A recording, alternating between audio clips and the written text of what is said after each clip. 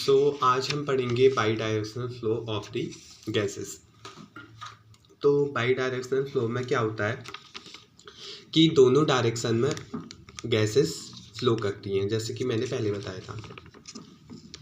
जो by directional flow है इसमें चार चीज़ें आती हैं, जिसमें है अफरेंट रिजर्वॉयर सिस्टम, यानी कि जो गैस है वो अफरेंट लिम्ब में जा रही है, enclosed afferent system, efferent reservoir system और combined system.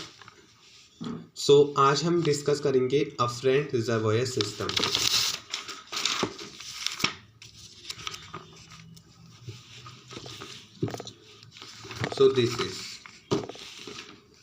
this is afferent reservoir system. तीनों का इसमें बताया है कि अफरेंट, इफरेंट और कंबाइन क्या होता है। जो अफरेंट रिजर्वॉयर सिस्टम है, अफरेंट में क्या होता है कि फ्रेश गैस जो सोर्स है और जो रिजर्वॉयर बैग है वो दोनों एक ही डायरेक्शन में, एक ही लिम्ब में होते हैं। इफरेंट में क्या होगा, जो रिजर्वॉयर बैग है और जो फ्रेश गैस सोर्स है वो डिफरेंट लिम्ब में होंगे।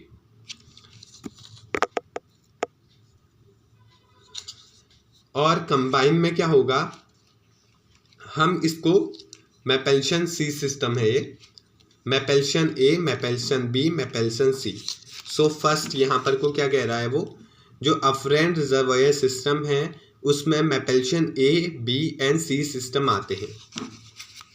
और जो अफरेंट रिजर्वॉयर सिस्टम है ये एफिशिएंटली स्पॉन्टेनियस ब्रीदिंग में ज़्यादा एफिशिएंटली वर्क करता है, कंट्रोल्ड ब्रीदिंग में, वेंटिलेशन में कम वर्क करता है। दिस इज, आज हम मैपेल्शन ए सिस्टम को पढ़ेंगे। मैपेल्शन ए सिस्टम होता क्या है, इसको कैसे देखते हैं। This is Mapleson A, this is Mapleson B, this is Mapleson C.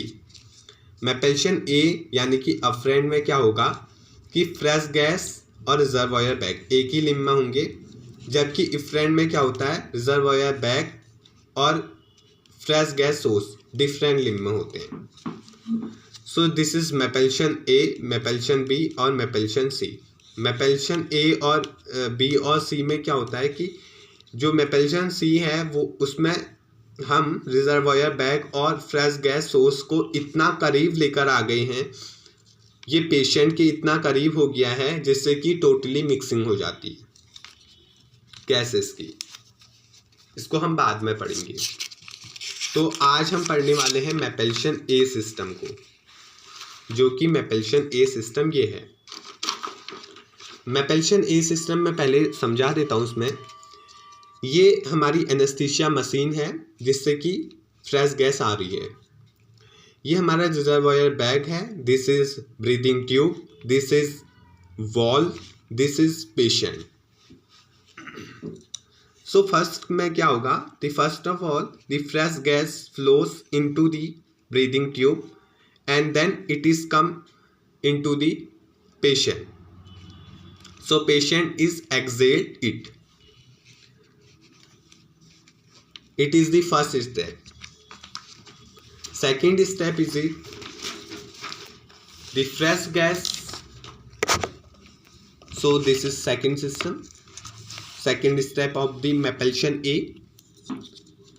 The fresh gas flow and the alveolar ventilation. This is pressure increases. इसका प्रेशर इंक्रीज हो रहा है। और क्या हो रहा है, जब इंस्पिरेशन कर रहा है यानी कि यहाँ का प्रेशर थोड़ा सा इंक्रीज हो रहा होगा, तो इसने क्या किया, यहाँ पर को एक अपने आप ही एक बैरियर बन गया है, प्रेशर बैरियर। तो इसमें क्या हुआ, जो फ्रेश गैस है वो रिजर्वॉयर जो बैग है हमारा, जो ये है, इसमें जो फ्रेश गैस है वो फिल हो गई। जो फ्रेश गैस है इसमें फिल हो गई। तो दिस इज सेकेंड स्टेप कि जो फ्रेश गैस है वो रिजर्वॉयर बैग में फिल हो गई।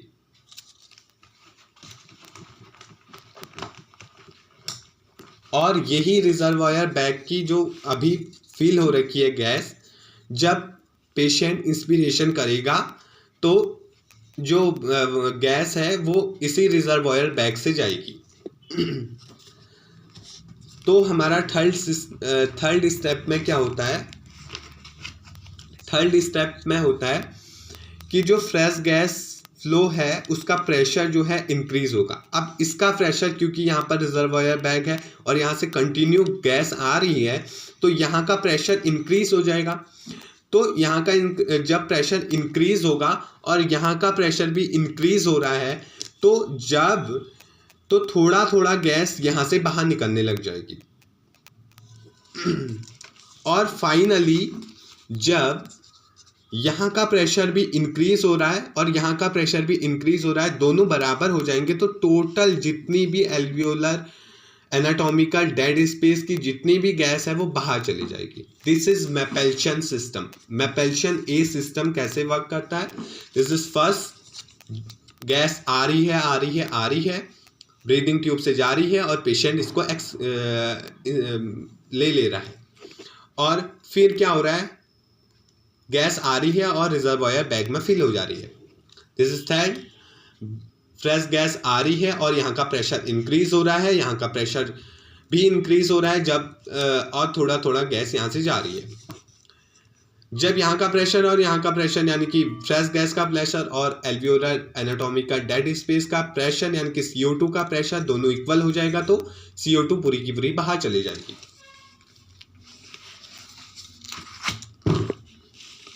This is Mapleson system.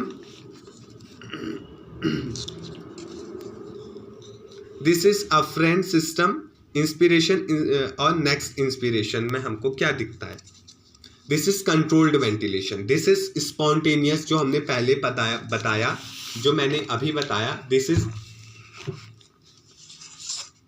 Spontaneous breathing, जब बंदा अपने आप सांस ले रहा है, यानी कि उसकी कोई भी सर्जरी नहीं हो रही है, उसको खाली ICU में रखा है, तब मैपेल्शन ए सिस्टम काम में लेते हैं। जबकि जब हम कंट्रोल्ड वेंटिलेशन देते हैं किसी भी व्यक्ति को, कंट्रोल्ड वेंटिलेशन करते हैं एनेस्थीसिया देते वक्त, यानी कि जब पेशेंट की सर्जरी होती है तो हमें कोई कंट्रोल्ड अमाउंट में ऑक्सीजन देनी होती है। तो जो मैपेल्शन ए सिस्टम है वो एफिशिएंटली वर्क नहीं करता है इन दी कंट्रोल्ड वेंटिलेशन में। क्यों नहीं करता है? क्योंकि जो फ्रेश गैस, सोर्स से फ्रेश गैस आ रही है और ब्रीदिंग ट्यूब में इसमें भर रही है, अगर ये कंट्रोल्ड वेंटिलेशन है तो पेशेंट कोई प्रकार का, किसी भी प्रकार का यहाँ पर प्रेशर नहीं लगाएगा, क्योंकि वो एनेस्थीसिया में है और उसके लंग्स अभी काम नहीं कर रहे हैं। तो यहाँ पर कोई भी प्रेशर जनरेट नहीं होगा, जिसके कारण जो गैस है, एक्सेसिव गैस का जो गैस है वो बाहर चली जाएगी, यानी कि बाहर चली जाएगी, तो यहाँ पर हमारी फ्रेश गैस का वेस्टेज हो जाएगा। और जब पेशेंट एक्सपीरेशन करेगा और CO2 छोड़ेगा तो वो गैस रिजर्वॉयर बैग तक फिल हो जाएगी। और देन क्या होगा कि उसके पास तो कोई प्रेशर है नहीं जिससे कि यहाँ पर कोई एक बैरियर क्रिएट हो जाए, यहाँ पर भी एक बैरियर क्रिएट हो जाए। तो जब पेशेंट लेगा सांस और जब ये रिजर्वॉयर बैग कंप्रेस करेगा तो उसके पास मिक्स गैस जाएगी और कुछ गैस बाहर भी चली जाएगी। तो ये एफिशिएंटली वर्क नहीं करता है कंट्रोल्ड वेंटिलेशन में, क्योंकि पेशेंट अभी वेंटिलेटर पे है, पेशेंट के लंग्स अभी काम नहीं कर रहे हैं। सो नोट्स पढ़ लेते हैं फटाफट से। तो सबसे first by directional flow system, जिसके पास बाई डायरेक्शनल होता है, यानी कि गैस आएगी और जाएगी दोनों। इसमें बाई डायरेक्शनल फ्लो में क्या क्या है? अफरेंट रिजर्वॉयर सिस्टम है, इनक्लोज्ड अफरेंट सिस्टम है, अफरेंट रिजर्वॉयर सिस्टम है। अफरेंट रिजर्वॉयर सिस्टम, जैसा मैंने बताया कि इसमें मैपेल्शन ABC आता है और जो ये अफरेंट लिम्ब में लगे रहते हैं। मैपेल्शन ए सिस्टम स्पॉन्टेनियस ब्रीदिंग कैसी होती है मैंने बता दिया आपको। जब fresh gas flow alveolar ventilation के बराबर हो जाएंगे तो सारी की सारी जो भी गैस है एल्वियोलर गैस डेड स्पेस की वो वेंटेट यानी कि बाहर चली जाएगी। कंट्रोल्ड वेंटिलेशन में ये इसलिए एफिशिएंस नहीं है क्योंकि उसमें एक्सेसिव हैंस दी इफेक्टिव, क्योंकि वहां पर को एक्सेसिव गैस का लॉस होता है। तो आज के लिए इतना ही था। अब कल को हम देखेंगे Lack system and Mapleson B and C system. Thank you.